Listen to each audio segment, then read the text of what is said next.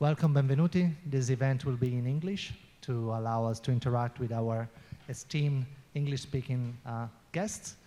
My name is Filippo Santoni De Sio. I'm a researcher in ethics of technology at the University of Delft in the Netherlands, and I'm honored and happy to be given the possibility to moderate this panel on design philosophies in dialogue. Technology, philosophy, and design, what they got to do with each other? That's a bit of the question we're trying to answer today with our guests, which I will introduce based on the distance from which they come from. So we'll start from Laura Forlano, who's professor of design and many other things at Northeastern University in the US. And we have Stephen Umbrello from the University of Torino, researcher in philosophy, and Marialuce Lupetti, who is a associate professor in still assistant. You're presented as associate. That's what wishful thinking. That yeah, we all wish that you will be soon associate. Assistant professor in critical design and many other things at the Polytechnic of Torino. So first of all, maybe it's good to start with the way you see each other in this constellation of technology, philosophy, and design. So Laura, what technology got to do with design and philosophy? What's your take on that? Okay. So yes, hello everyone, I'm Laura Forlano. I'm a social scientist and design researcher. So I currently am in a faculty of art and design, but also communication studies. So it kind of represents the different disciplines. So for me, it's very much been about translating ideas from science and technology studies and communications into design through projects, and then also taking advantage of really inventive and creative methodologies from design and translating those back into the social sciences. So it's been very much of a hybrid kind of knowledge building and transdisciplinary knowledge building. Thank you. Stephen, what philosophy got to do with design? What are you doing as a philosopher in a panel like that? So we've realized over the last few decades that given how inextricably linked technology is with society, that inevitably technologies will have an impact on society, and therefore society has impacts on how we engage with technologies. And that gives us a little bit of hope, because that means that the way we approach the design of a given technology will therefore have an impact on society and how we interact not only with the technology itself, but between each other. So that's why I think that how the philosophical approaches that we would adopt towards any given technological design will therefore have an impact on society. And that's why we should think a priori rather than wait after the fact. Makes sense to me. Luce, what's your role here at Polytechnico in Torino? How do you connect these disciplines? Yes, thank you, Filippo, also for having us. This is fantastic. As you briefly introduced, I'm an assistant professor in interaction and critical design here only for a few months at this point. But what I do is really trying, a bit like Laura, to bridge technological innovation with philosophical debate, really using methodologies and experiences from the field of design and other creative practices too. We will tell more later, right? You will, yes. Hopefully. Yeah. So I forgot to say thank you to the organizers of Biennale Tecnologia. This is a fantastic event, and to the technicians, the translators, and all the volunteers who have helped us a lot in making this event possible. So shall we dive a bit deeper into this conversation? So Stephen, we share a bit of a background in Delft about value-sensitive design.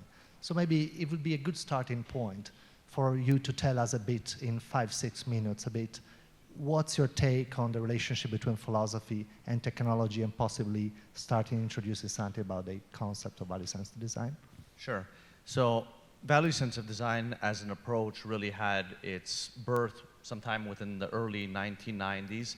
And that was born from the fact that, as I mentioned in my short introduction of myself, that technologies and societies, given that they're inextricably linked, therefore have an inevitable impact on one another. So value-sensitive design says, okay, we're going to take that as our starting point, and we're going to resist some of the more reductionist narratives like technological determinism, what takes a lot of control away from ourselves, a way of washing the hands of those who create technologies of their responsibility, pushing back against other more reductionist narratives like instrumentalism, which says that technology is simply a mere tool, right? And things like Is it not? It's not. It's not simply a mere tool. Yes, that technologies can be used for multiple purposes, but therefore the design of the technology facilitates certain uses rather than other uses. You know, a spoon is better suited to eating soup than a gun is, right? So yes, I could probably try to drink some soup from the side of the gun, but let's say that it facilitates another use better than the spoon does, right? So that gives us a little bit of hope.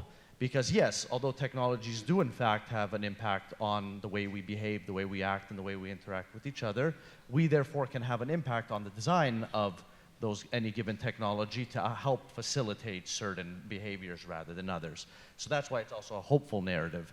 And value-centered design takes as its starting point this interactional view of technology. The society and technologies interact, they codepend on one another. It's not so easily you cannot easily, or if at all, extract technologies from their social, cultural context as well as the time in which they find themselves. So value-centered design says, yes, this is where we're going to start from, this interactional stance. And how can we conceptualize values? How can we work with the people to extract their values? And therefore, how can we actually implement those values in any given technological design? And there's various approaches to doing that. Right. And that's a bit of the philosophical aspect of it, right? It's the conceptualization of the values. That's right. What are values? Can we create a working definition when we speak to people and bring them into the design space? How can we update those working definitions to make them a little bit more coherent within that context there for that specific architecture of design? So yeah, there's a lot of philosophical legwork that's usually done first, and then that's updated with the technical stuff, the empirical work. Right. Wonderful. So we will get back to that. If you can pass the clicker to Laura, because I'm very curious, because Laura has a slightly different approach. As I understand, you are more into critical, speculative, and many other forms of design, and I'm a bit familiar with some of your work, but it would be fantastic if you could give some ideas of the kind of work you do on this. Okay, sure, thank you very much. So I like to think about this approach of critical futures, and this means to take the ideas from the social sciences and philosophy, combining them with these generative approaches. And I'll talk just briefly about a project on reimagining work that I did with Megan Halpern, who's a professor at Michigan State University, around the year 2015. And this project, just to briefly show how these different design traditions are related to one another. Here you have a chart from Liz Sanders, and on the left side you can see typical design approaches like human-centered design, in which designers might go and interview or observe users and the relationship with technology. And you can see, on the other hand, on the right side, the participatory design tradition, where the user is considered as a partner. And this tradition, one of the histories is the Scandinavian tradition, as you can see on the right. And that started in the 1970s with workers within companies designing their own technologies. So building on the on the participatory design research, and also in the upper left-hand side, you can see the critical design tradition, which comes from, some of which, of course, you have from the Royal College of Art and speculative design. So just to give you a sense.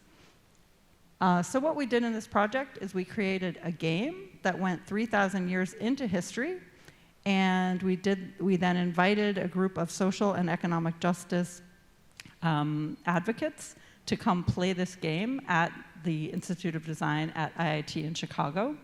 And through playing the game, the participants were making fictional objects. So for example, if at the point in the game that they would arrive in, for example, ancient Greece, you would have ways of inventing new, for example, uniforms for the fishermen in ancient Greece. So the social and economic justice advocates would use the knowledge that they have today about the values that they're trying to advocate for, especially underrepresented workers, youth, formerly incarcerated workers, women, domestic care workers, and then they would imagine, how could they make interventions into history. So it was a purely exploratory process.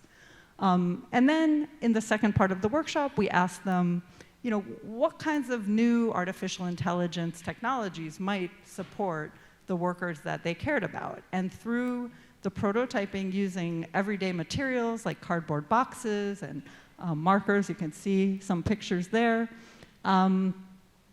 these social and economic justice groups, they came up with some really interesting prototypes, and they asked the question, what if workers could use technologies that they could surveil their employers rather than being surveilled by AI? So that's the kind of question we're asking today in both studies of labor or studies of technology.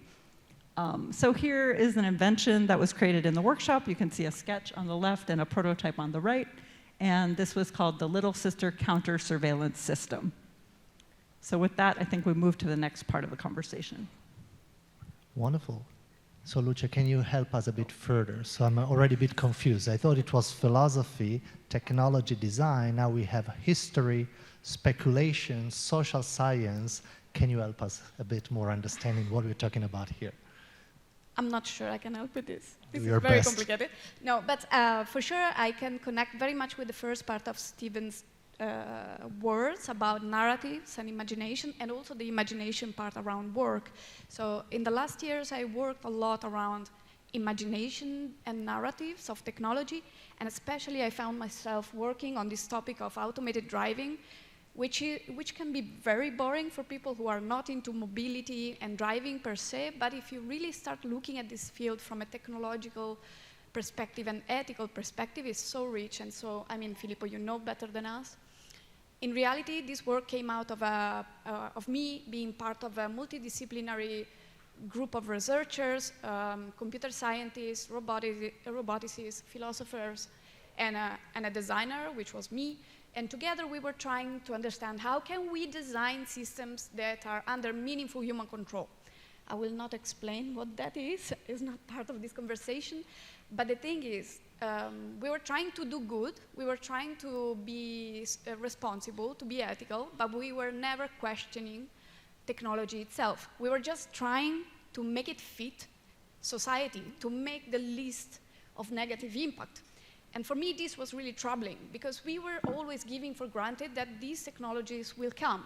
So we are going to have autonomous vehicles. That's a thing. We only have one possible future presented to us. So I tried to find a way to have conversations with my colleagues first and with other stakeholders later on different perspectives on automated driving. So I tried to present people around me the possibility that driving automation can have different declinations, where we can have an option where everything is fully automated and other options in which automation is partial. And there are consequences of those choices. So what you see in the video, finally I'll tell you, is a set of provocative steering wheels. Actually, I prototyped these add-ons that I would mount on the driving simulator so that people could experience these add-ons and at the same time drive with different driving automation modalities. One is without automation, and one is with threaded control, one is with shared control, and one is fully automated.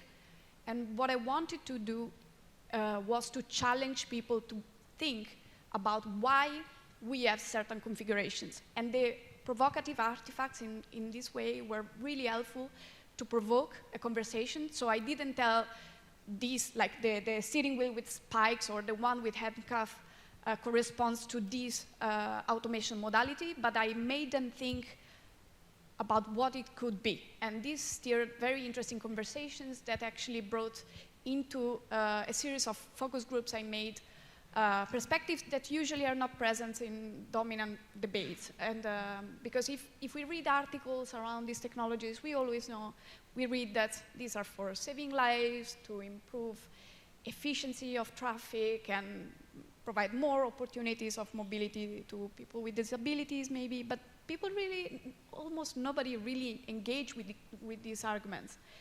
And in this way, I tried to have these more nuanced conversations and to challenge some of these assumptions. And yeah, I think it also worked pretty well. What is the steering wheel with the spikes? What is that for? The one with the spikes is actually the one with no automation, and it's a way to represent this scenario in which, okay, we choose to drive with no technological support, but that doesn't mean that we have full control because there are some inherent dangers. And so the spikes are there to symbolize that inherent danger. But at the same time, it was really nice because all the stakeholders are involved, like experts are involved in focus groups, completely misunderstood that. And that was really powerful because the misunderstanding generated a lot of meaningful discussion. How about the handcuffs there? And the handcuff is my favorite because it's the more straightforward in my mind. So if you think about the Tesla autopilot, that's a traded control driving modality in which basically the car can drive itself under certain conditions. And in theory, you should not take your hands off the steering wheel, but plenty of YouTube videos testify that actually you can. There are some sensor systems that should prevent that, but people find ways to go around with it and just play games, sleep in the car. And this is extremely dangerous. And the communication of Tesla actually made people believe that this is okay, that the technology actually is safe enough to do this. But at the same time, in the manual of the Tesla autopilot, in very small print, they say, if something happens, it's your responsibility.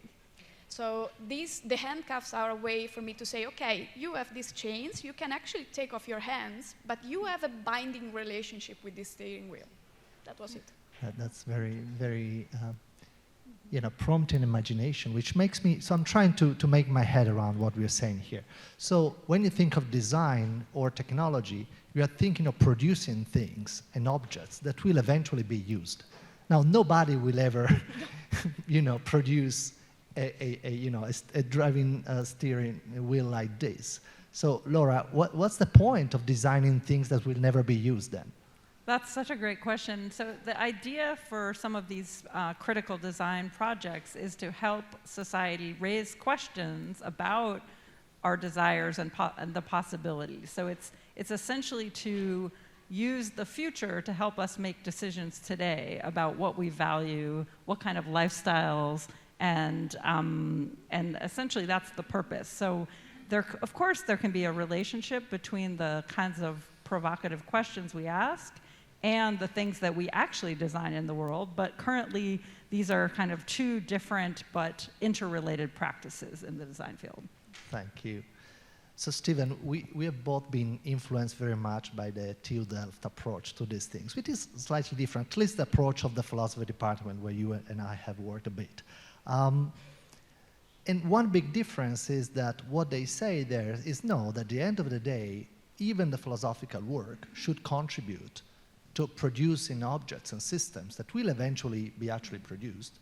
Correct me if I'm wrong. That's my understanding of value-sensitive design. But we should do them better by embedding more values, the interest of more people, et cetera, et cetera. Can you help us a bit to understand a bit better how that works? What's the goal? How would that work? If you have maybe some examples to explain what this value-sensitive design is about. Sure. So I usually lecture to two different groups of people, usually to philosophers, and I try to avoid that because they're annoying. And I see some of my students are here, and they usually laugh at that joke. And then when I speak to engineers, they go, well, you're not an engineer, you're a philosopher, and then they usually roll their eyes, right? But the interesting part is, despite how many times I speak to engineers, they roll their eyes at the beginning, but by the end they usually go, we actually agree with everything. We want to design technologies, of course, to be more safer and more efficient, but also to embody some of the values that we hold particularly to be dear today, things like maybe sustainability or human well-being. But they go, but tomorrow when I go to work, I don't know exactly what that means. They tend to remain abstract, these values, right? And how we understand those values, even between colleagues, could be very different, let alone between the designers and the end users, or even some of the indirect stakeholders that may eventually be impacted by the technology. So I tend to be a little bit less technical, and I default to envisioning, right? I like to get students as well as engineers to be a little bit more imaginative, so I default on moral imagination. So I use things like envisioning cards, for example, which tends to be a little bit more of a concrete way for people to go, okay, we know how what are some of the values that are implicit here that we didn't? Envisioning cards. Yeah, they're just a set. They're just a set of cards, and unfortunately, the envisioning cards are copyrighted, so they come at a cost. There are other similar instruments which don't come at a cost, so that's usually a barrier to even some industry, and a lot. They're like playing cards. They're like playing cards. You could even gamify it, so a type of serious game, which is also another method of value-sensitive design, if we want to call it, sitting down around a table, using something that would have otherwise been a game, but towards some sort of serious goal, right? So I get these envisioning cards, and I play them with students or with engineers, and to help stimulate some of their imagination to go, what are the values that are implicit here? Okay, we could create a list of these values, but how do we actually define them now? And you'll see some differentiation between the group itself, let alone between groups. How does the technology impact across time or on children or even across multiple generations? Things that maybe if we didn't have the cards would have not been intuitive, right? So they help to at least stimulate thinking. They're a good starting point. And that falls directly within the purview of what is value-sensitive design. It's let's think about the values. Let's think about who the people impacted are, whether direct or indirect. How will this have an impact across time when it becomes pervasive? Very difficult to pull out, right? Which will have an impact on how we open up or close down the type of possibilities that future designers will have, right? Because the impacts of today create a scaffolding which opens up or closes down certain possibilities in the future. So usually what I try to teach students is, yes, this may seem abstract at first, but we do have things that are at disposal that free us to a certain degree, that help us to think about how we can be responsible for the responsibility of future designers. Do you have one example of a product, a system, the way it would be designed according to a more traditional, narrow engineering approach, and the way it could be designed by making it explicit, this value-sensitive approach? Sure. There is an example, and it's a Delft example, I would say, is you can find now on the market types of headsets or buds that are used to help stimulate sleep or help to facilitate people who have a hard time falling asleep. So normally, I wouldn't say it would be traditional to invite a large group of stakeholders into the design space and elicit some of their values, what they find important, the different accessibility issues that may be involved there. So we see a lot of headsets that, for me, for example, are very, very uncomfortable. I can't wear them. But Bose, which I would consider one of the largest companies, if not probably the largest in terms of the creation of headsets or sleep buds, did do a participatory approach that would fall within the purview of value-sensitive design to figure out what kind of devices would eventually be connected to this. Should it depend on the device itself? Should it have some sort of redundancy or backup? How would it fit into the different types of ears? Because things like even cochlear implants usually are made to measure, right? But how can we provide a marketable, more diffuse option that doesn't require bespoke customization? So providing within the package the different types of fittings that would fit in different types of ears for people of different age groups. How about someone who has an infant child? They need to be able to hear the child cry despite having earbuds that are purposefully made to block out sound. So at a certain decibel level that they allow certain sound to get through, or even the sound of a fire alarm, which I would say needs to be taken into account in order to augment the value of safety of such a device, right? So backup power, how long does it last? Should it last 8 hours? Should it last 5 hours? Well, maybe some people don't sleep only 5 hours, they need to sleep 8 hours. So trying to find that happy medium. Never perfection, but always progress in terms of how we confront these type of different values that we want to include in any given design. That's interesting. So you have values, you can analyze values from a philosophical point of view, reflecting on what is freedom, what is well-being, what is inclusivity, justice. Then you have to check how these values are perceived by specific stakeholders or users, and then you try to design these values into... Yeah, how do the technical design limitations and requirements, how can you translate things that are otherwise abstract into real concrete design requirements? And that's not always easy, and it's usually not a simple straight path. And there are multiple paths that can take to either translating values into design requirements, or how can certain design requirements satisfy certain values. Yeah, wonderful. Marialuce, you have been at Delft, at design department in Delft. We have collaborated with the philosophy department in Delft. Now you're at the Polytechnic in Torino. I guess you have a good sense of all of these approaches. was wondering whether you can give some, to make the conversation, spice up the conversation a bit. What are the issues with value-sense design? What is problematic, so to speak, about value-sensitive design? What's your take on that? Okay, I put a new background. I will tell you what it is about in a bit. So I'm going to be very reductive, and I'm going to use this argument only in my favor. So what I don't like about value-sensitive design is that usually we perceive, especially as designers, we perceive it as a bit as okay, things so far have been designed without values, and now there is a method, or at least an approach, that tells you there is a way to do things with values. And it creates a distinction between the good values and the bad values, so that finally what you design are things with good values embedded into them. In principle, very reductive. I hope you don't mind. And this is an argument to actually say, okay, we as critical designers actually like to engage with, create troubles. And so we like the idea that values are much more complicated, and it's really, well, you already said that, it's really hard to actually say this is the value, this is the way it manifests, and this is to quantify or specify these kind of things. And actually, I think also what we usually refer to as bad values, especially now also in critical design, we always say efficiency, productivity, and these kind of things are bad values, are corporate values. And then there is human values and the public, what we care, sustainability, well-being, and these other things. And we tend to divide them. And my view is that these things go hand in hand. And it's not really easy to separate them. So we cannot really talk about access and dignity without talking about efficiency, productivity, because very often for some communities, these two things are really entangled. So what you see in the back is actually a research project we did with some colleagues from Delft. And it's about value negotiations and conflicts in the smart home. So we started noticing that there are some smart products in the home that actually manifest conflicts, personal conflicts we might have. And we use the example of the smart thermostat, not the Nest, but the Tado. I don't know if somebody is familiar with the Tado. So there is a central interface on the wall where you set your program also through the app, mostly. And then there are smart valves on the heaters. And the nice thing is that in the app, you set a program, most likely, hopefully, with some sustainability ambitions in your mind. You want to be sustainable, you want to be, also probably healthy because temperatures in a certain range are better. So you set a plan. But then in the everyday life, you are experiencing your home and it feels cold. And then you go to the heater and you just turn the thing a bit. And you are just overriding your own set values.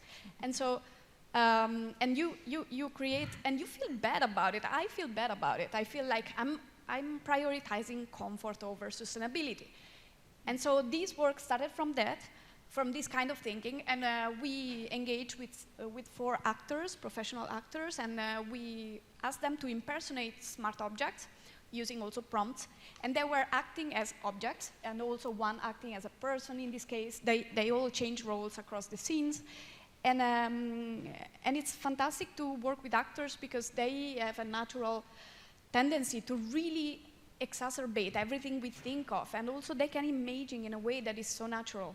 We as designers think we have a great imagination, but actors have an amazing imagination. So we unpacked really a space of contestation and conflicts that is extremely rich and shows the complexity and the conflict between values we have, product have, and manifest, that are also value conflicts between individual people and companies, people and products. And so, yeah, it's not a solution, but it's a way to... So it seems to me we are adding politics to the mix a bit here, right? Because we have spoken so far as if values are something on which we all agree, and now it's only about translating values into design requirements and embedding values into objects and systems.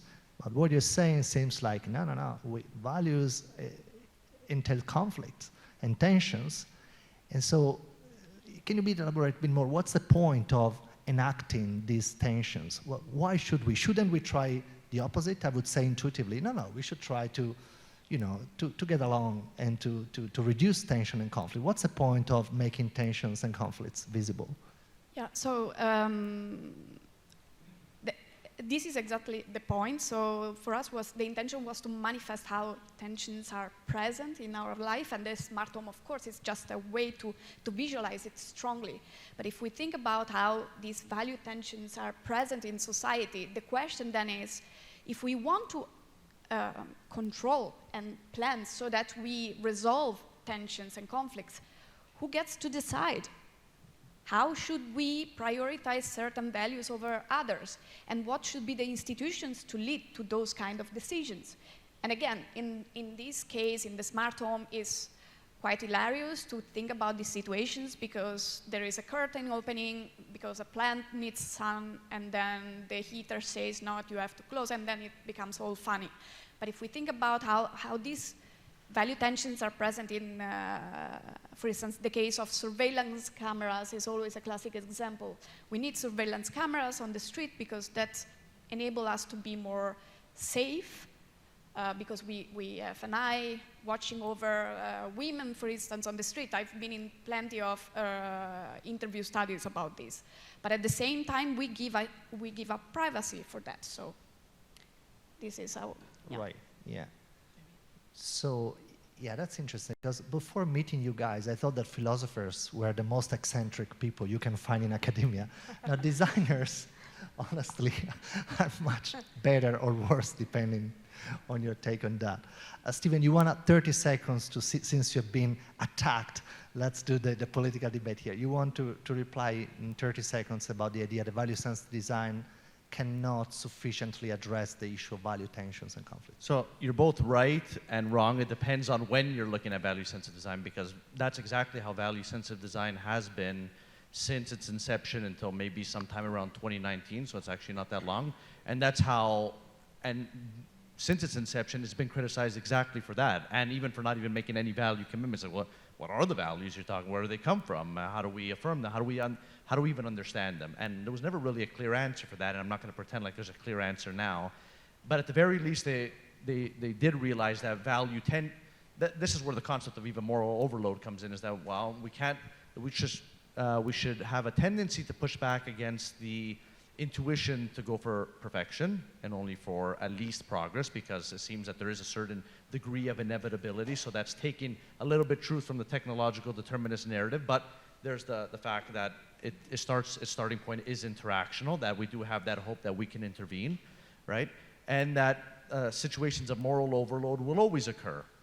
And that means that there are going to be tensions between moral values, if we want to understand them as moral values, human values, whatever you want to call them, but that human values also include economic values, and that in many cases, the framing it as an opportunity cost comes at the opportunity cost of both in the end. Well, rather, it's only depend on how you look at the time span, right? Does economic gain come at the opportunity cost of human values? Like, well, maybe only if you look within the next 3 months in terms of quarterly earnings.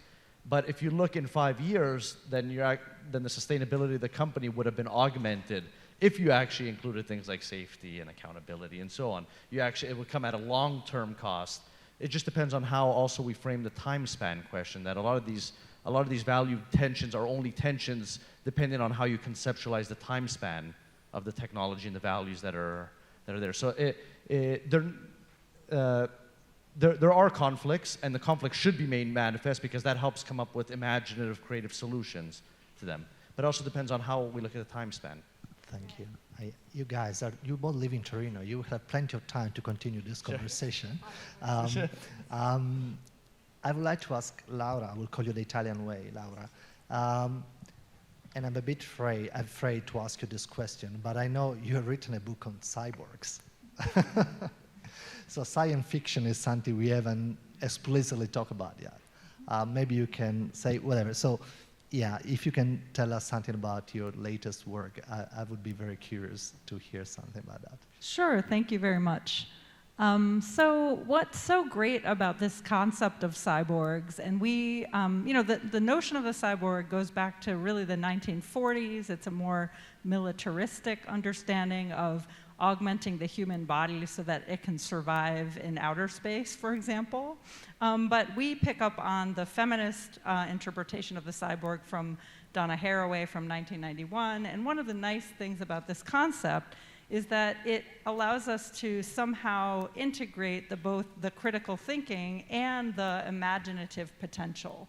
And so in the book, we try to summarize some of the key concepts that we draw from very much the philosophical or science and technology studies community, and we combine those with this vast imagination, this potential for humans to kind of rethink technology, to think about, and I will then flag, I would guess, the term design justice comes from the Allied Media Coalition, and also the book by Sasha Costanza-Chock, which is another example of kind of a feminist approach that moves in some senses beyond value-sensitive design, and it sort of declares a specific need to think about a feminist politics of technology, and that's kind of where this book fits in as well. So we have these 10 principles that we end the book with. We talk about... That's a big spoiler.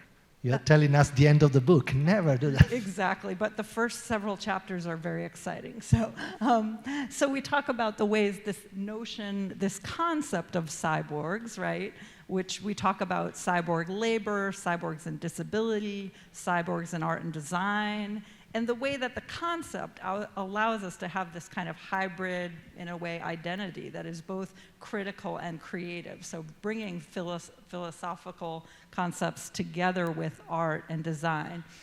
So we talk about the ways that the cyborg as a concept allows us to transgress boundaries, the ways in which the context around technology, the situatedness matters in terms of how we understand technology. We talk about, both the real world, what happens out in the world, but also the intellectual world, so to speak. The fact that cyborgs are not only part of science fiction, but there are people today with medical devices that walk around with a kind of cyborg identity. We talk about the glitch and failure and where technology breaks down as a really interesting site to look at, which I think comes up in some of the examples that were just shared. We talk about the need for this concept of not just human-centered or like individual-centered design, but that these vast infrastructures, everything from undersea cables to social structures that allow us to have this mutual shaping relationship with technology. We talk about the labor that's required to make technology work, which is often overlooked, I would say. So all of the technologies in the smart home or the smart city require a huge amount of maintenance and repair and ongoing labor, and we shouldn't overlook that.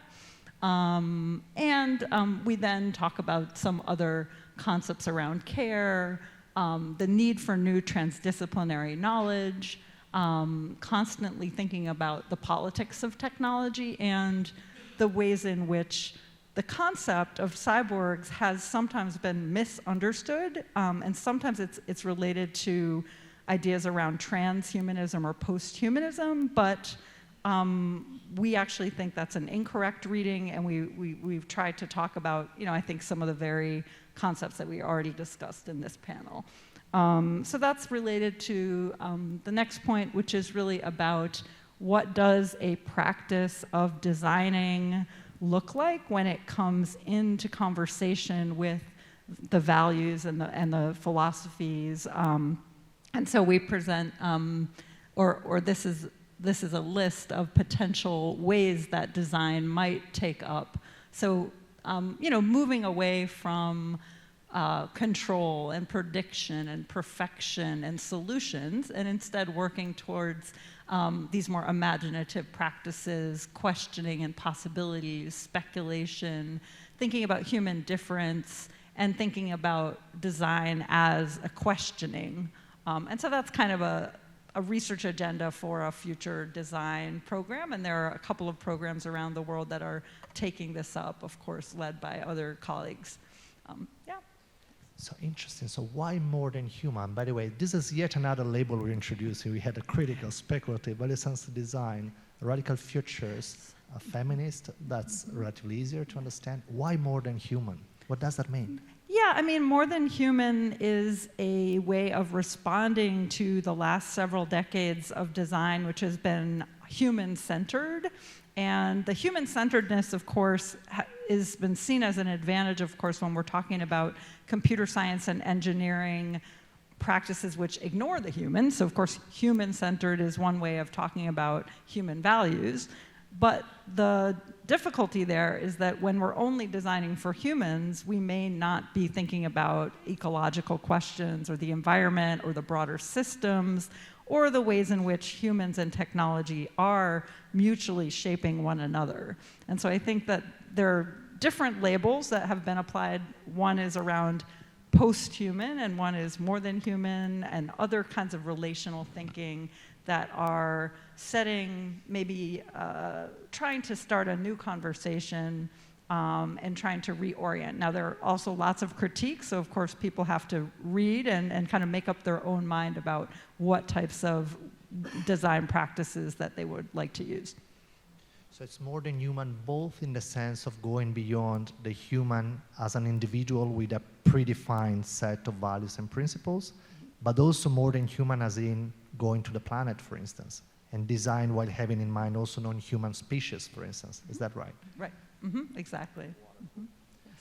Folks, I don't know how you feel, probably a bit confused, but I hope also inspired. But the good news is we have more than 15 minutes to open the conversation to the audience.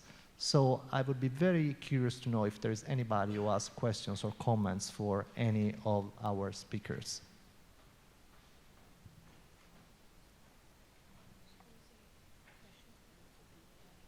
The questions can also be in Italian. Thank you, Marialuce. So, and then the translators can do their job. So don't be shy. I can also translate, not a problem. Yes. I can do it. Thank you. I have a question for Laura.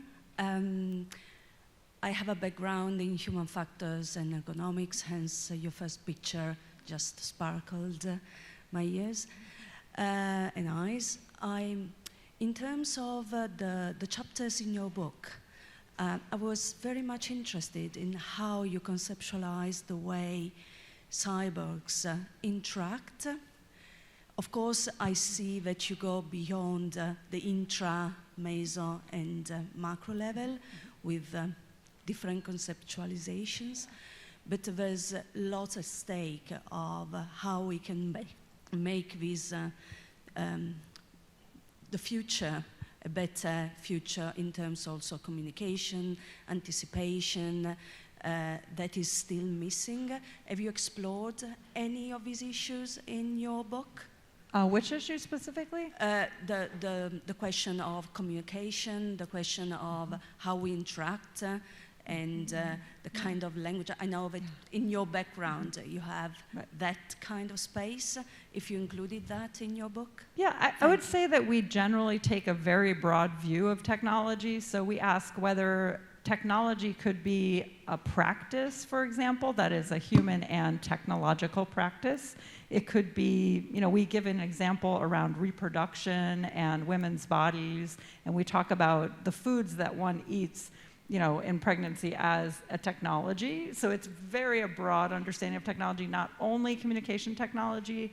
I think what we hope is that we can update this conversation around cyborgs and create what we call like a cyborg literacy, in which one would use some of these principles from essentially science and technology studies as a lens to view any technology. So we try to do that. But we talk about examples like Neuralink, like brain implants. We talk, which of course could very much shape the future of human communication, assuming that they would work at some point.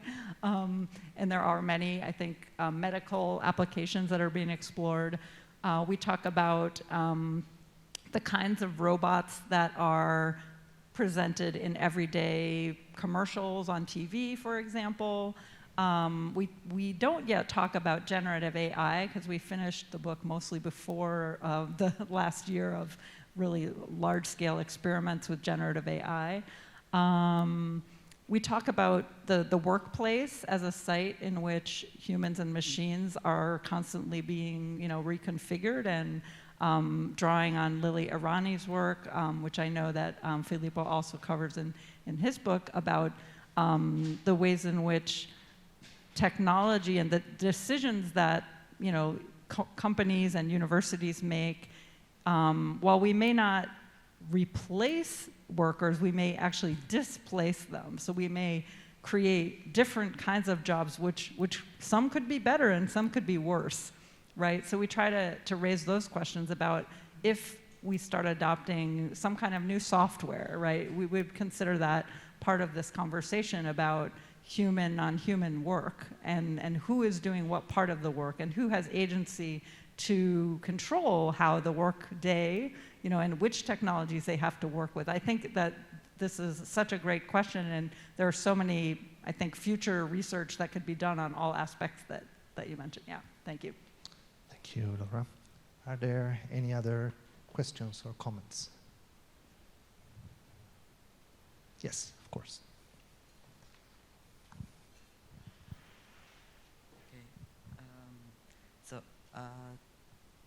Firstly, thank you for all your knowledge you bring us. And my question is for Lara too, about the ecological way and sustainability way of this, because you speak about you speak about more than human, but you stay in a anthropocentrical way, like human center. So and with this you bring like the center in the technology and cyber. So how can we have an ecological, ethical way of of cyber and everything, like to not to stay just in human and technology center, but to bring the center, to expand the center actually, like to have a not a unique center, but a center that brings everyone, and like every everyone.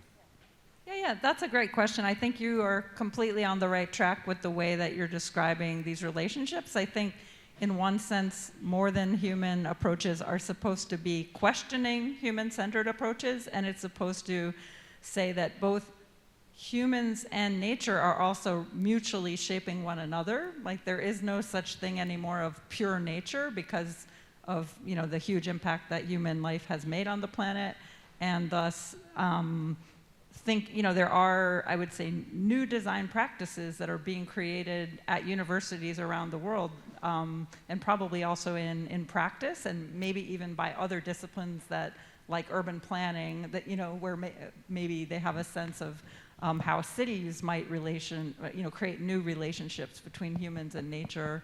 My area of expertise is really more around the digital and the computational, so that's the relationship that I think the most about. But I would say that it's a very good question on whether or not new design practices that decenter the human, whether we're talking about technology or nature, can we use the same new design practices, or do we need really completely different design practices with completely different disciplines? Like maybe we need soil scientists or we need biologists. And there is a huge area right now called biodesign, where I think you have a lot of really interesting groups coming together, and I think it fits within a more than human approach. But it is still a very new discipline. There's a conference, an event called Biodesign Challenge that takes place every year in June, and it's a global community of designers who are exploring, like, how can we create new materials out of, the shells of mussels or something, really interesting questions. A little bit outside my expertise, but yeah, I think you're on the right track. Are there other comments, questions for any of the speakers? Yeah, of course. I am, in the moment, very interesting in the transformation of the schools in Italy. There is one new approach that is, again, looking very much to integrating the design, the actual design of the classrooms into a new approach of teaching. On the other hand, we also, in the moment, have a lot of money going into bringing more technology into the schools.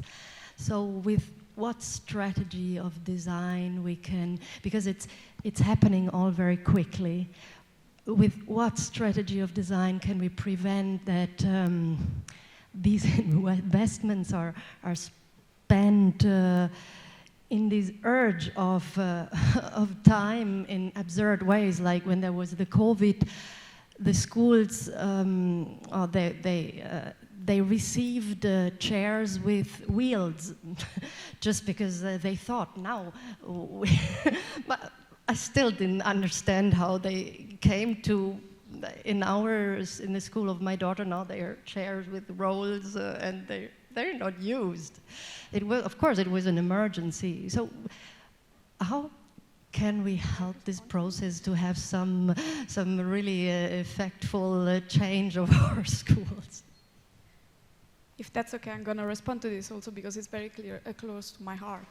Not just because I'm Italian and I experienced this, and I also was watching news about all these huge investments during COVID and all the furniture being replaced, and such a shameful thing. And so I did my PhD in educational robotics, and what I noticed in schools is that there is always the robot cabinet. So there is huge amount of money for buying technology for classrooms. Very often this technology is tablets, of course, smart whiteboards, and then robots. Funny thing is that there is maybe some months in which teachers put a huge amount of effort in learning how to use these robots, and then they do some pilots activities, and then there is the cabinet, which is where the robots end up for the rest of their life. And during my PhD, I was so annoyed by this, and so much hype around robotics, educational robotics. Everybody should learn robotics. And it's like, yeah, I think this morning in your talk also somebody asked about this, and I was like, we can do so much with so little technology. And so in my case, I took something super simple, and I focused all my effort in doing critical thinking activities around robotics. And the things you need are so little. And to answer your question, I think the thing is that as designers, very often we think we can solve everything, but for these, we don't need design interventions. Sometimes we can be creative and try to steer, like what to put on a budget for a program when you apply for fundings, but at the same time is a political decision again. And all these, I think in Italy there is a huge pressure for bringing technology in the classroom that is starting to fade in other countries. Like in the Netherlands, for instance, because I have experience there, there is a counter trend, like where people are really worried about seeing tablets and screens in the schools, so they are trying to remove all that and make sure that the education is outdoor education, hands-on education, and technology is limited to specific programs. So I think we have a lot to do in that, and sometimes not design interventions per se. I don't know if that answers. Yeah. Stephen, Laura, feel free to jump in, and the other way around. Just saying, don't over-engineer the classroom. Don't default to a techno-fix. Yeah, and also don't fill classrooms with things that very quickly will become obsolete and useless. Can maybe Stephen say something about the idea of technological fix? That is something that fits this conversation. Yeah. A lot of the global problems that we face, at least the United Nations was wise enough to see that a lot of the problems that we have today that we share come from technologies. So they created the technological facilitation mechanism to try to not automatically default to a techno-fix solution. So high-tech problems, let's try not to automatically default to a high-tech solution, because that may also lead to some other high-tech problems, and then it creates a recursive cycle. So a lot of the problems that we have, even if they're technological problems, can be solved through even policy solutions, something that's a little bit more imaginative, right? Some more social solutions rather than just defaulting, well, we can create another technology that'll solve the problem that was created by a technology, and then you get into the cycle, because in some ways it's just a little bit easier to abdicate the hard legwork of doing policy work. I mean, maybe just to add to that, I know it makes it even more complex, but I have a paper called Participation is Not a Design Fix for Machine Learning. So with AI and with the desire to be having ethical, human-centered AI, a lot of computer science departments are saying, no, we have to include users more directly in the design. And on the one hand, we said, oh yeah, that's a great idea, that maybe we can include values. But at the same time, with some of these technologies, they're so vast and the data sets are so huge and the bias is so large that no amount of human intervention may redirect them correctly. So there's just such a huge opportunity for harm that maybe there's a different response, and sometimes that might be that we need to refuse certain technological directions completely. Thank you. I know that Tiziana has another question, but I would like to give someone else the opportunity. If there is anybody else, qualche altra domanda, commento da qualcuno? Yes. Oh, Jesus. Okay, we have 3 minutes. 30-second question, 30-second answer, 30-second question, 30-second answer. I'll keep the stopwatch. Go for it. Ok, volevo fare la mia domanda in italiano perché il mio inglese non è proprio il massimo e volevo chiedere cosa pensa della filosofia riguardo alle correnti che il design spesso in questi ultimi tempi segue, come per esempio pensiamo al minimalismo o a un design giustamente ecosostenibile, poiché spesso questi design ricadono su mode che vengono semplicemente seguite per apparire sui social e non realmente perché si crede in questi valori. E per qualcuno in particolare la domanda o per Steven? You got it, right? Yeah. Vuoi che rispondo in italiano? No, in English. Maybe you can go in Italian. English. So, yeah. Okay. So part of that question, there was an aesthetics element to the question, it seems, so a focus on minimalism. I don't have any particular feedback on the aesthetic design choices, other than that in many cases, if not in all cases, the aesthetic choice is an ethical choice, right? We could take example European architecture. European architecture, perhaps in North America in particular, we don't have a lot of examples of European architecture. It costs a lot of money to do that, and there's historical reasons, but also there's material cost reasons, the difficulty in implementing that. But many people from around the world come to Europe simply to look at buildings. So to frame that as an opportunity cost is ridiculous. It doesn't play out in the real world.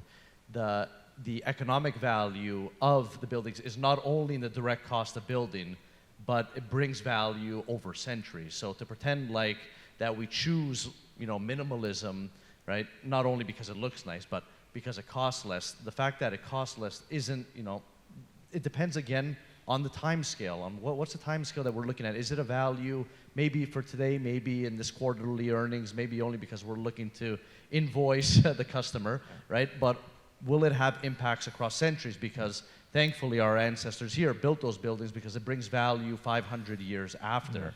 It's an example of thinking across generations. Many of the buildings that we see today weren't even possible to be completed when they were conceptualized, but our forebears had at least the wisdom to say, hopefully they will come up with imaginative solutions in X number of years' time to be able to complete that.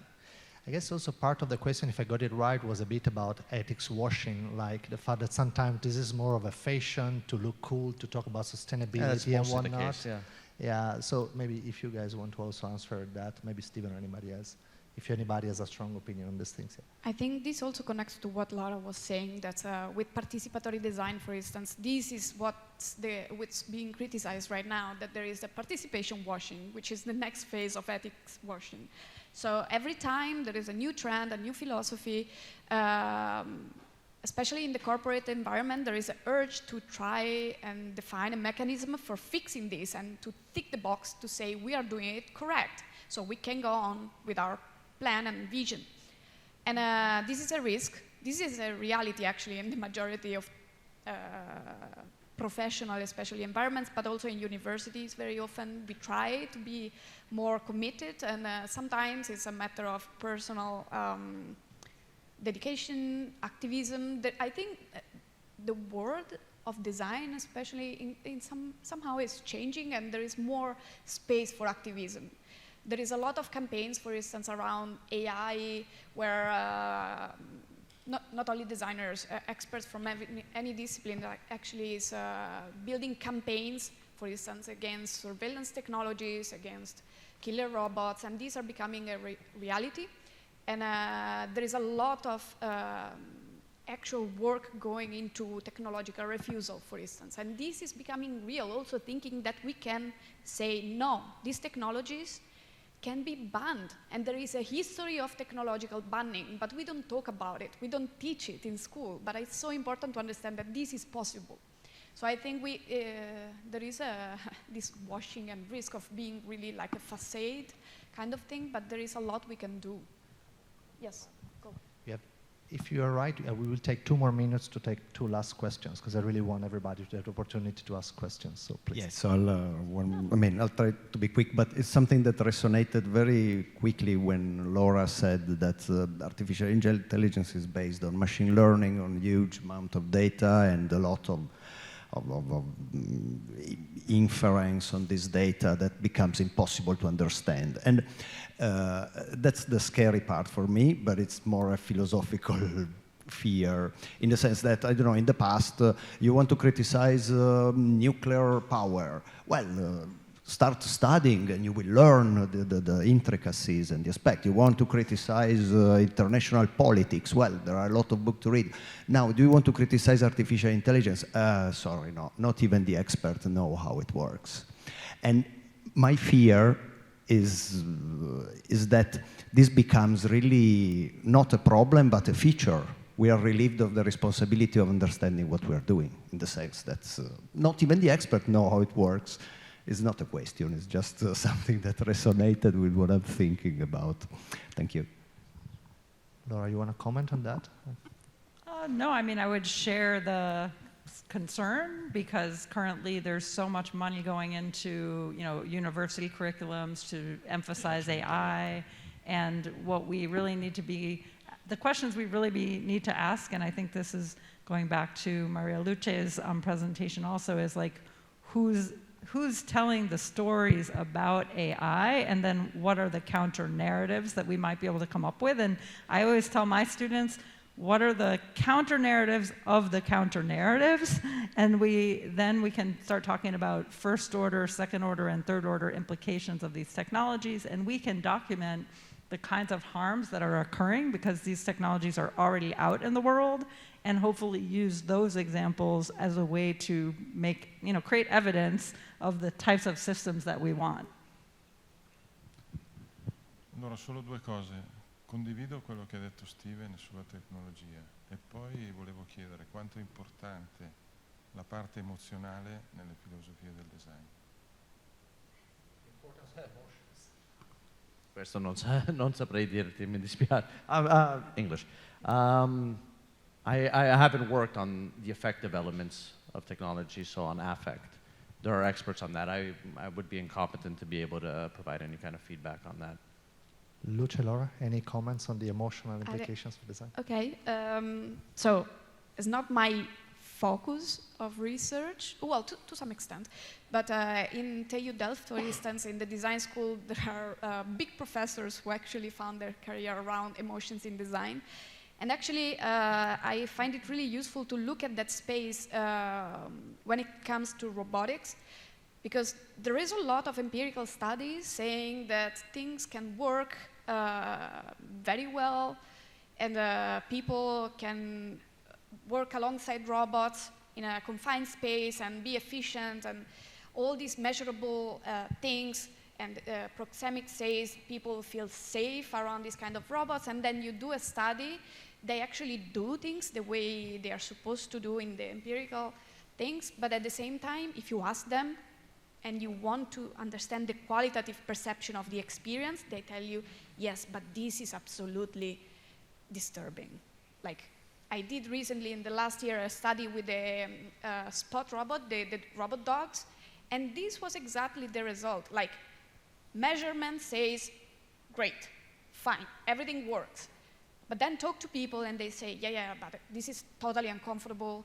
I don't know why exactly we should accept something like that. What's the intention behind things? So there is a huge presence of emotions, and sometimes we tend to say, to consider emotions as a secondary thing to measurable outcomes and performances in experience of technology, but I think we need to understand much more what is behind those emotions, what is that we are not understanding enough there. Sorry. Thank you.